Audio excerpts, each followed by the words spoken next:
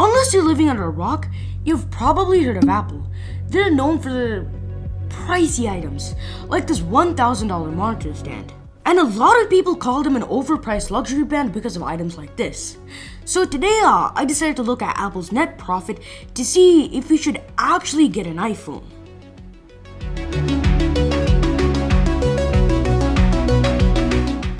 I've seen a ton of people say outrageous numbers on how much Apple makes, so I decided to actually check it out. And these are the results. It actually isn't that bad. It's only about 20 to 25%. And if you want to go even deeper, then we can. So from hardware, they usually only make around 20%, while on software, they usually only make around 30%. So that means that from the iPhone, they make around 20% profit. So I personally don't think Apple overprices their products. But why are there $700 wheels, and why is there a stand for $1,000? Well, before you answer those questions, should the average person buy an iPhone when they can get something cheaper? Like, is it really worth it to buy an iPhone just so you can have iOS, blue text messages, and have an Apple logo on the back? To see if the average person should get an iPhone, we need to first look at how long the average person even uses their phone in the first place, because that's kind of important. Like, if you don't use your phone at all, then there's literally no reason why you should even have a screen. Let's just get one of those flip thingies. But anyways, the average person uses their phone for 5.4 hours every single day. So that means that the average American uses their phone for 1,971 hours per year.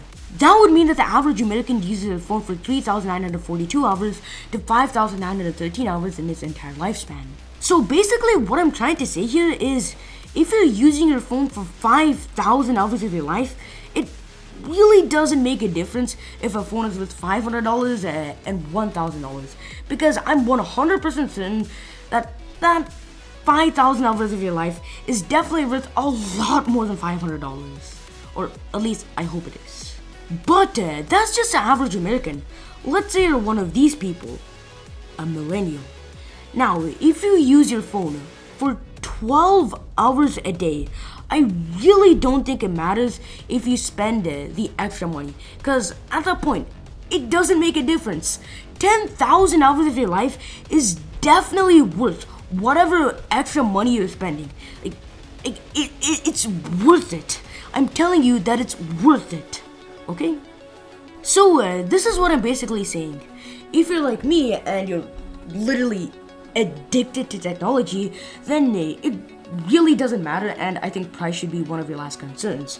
But if you're on the older side of things and you actually don't use your phone that much, I think you should actually just get a cheaper phone and not an iPhone, because that extra money is actually worth it. Now that we've gone over Apple's net margin and if the iPhone is worth it, let's go over the $1,000 monitor stand and the $700 wheels.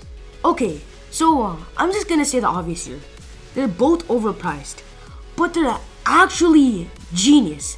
And I think this YouTuber, who's actually my brother, explained it the best. So what he basically said was, if I wanted to buy an iPhone, it would ship to my house the next day. But if I wanted to buy a $1,000 monitor stand, it would take 15 to 17 days to ship to my house. The reason it takes so long for these products to arrive was because Apple just doesn't give a crap about them. And that's the truth. It's just used for marketing. And if you want more questions logically answered, then go subscribe to his channel, because that'll just be amazing. So I think we figured it out. Apple isn't overpriced, but something that caught my eye while reading some comments was people complaining about how it costed a lot more in different countries. I saw some comments that said they were scamming people in other countries such as India. Well, this is because of import tax, and it has nothing to do with Apple. So the next time you make a brain-dead comment, just use your brain and think about why that might be happening. Okay? But anyways, now that I answered the age-old question, bye.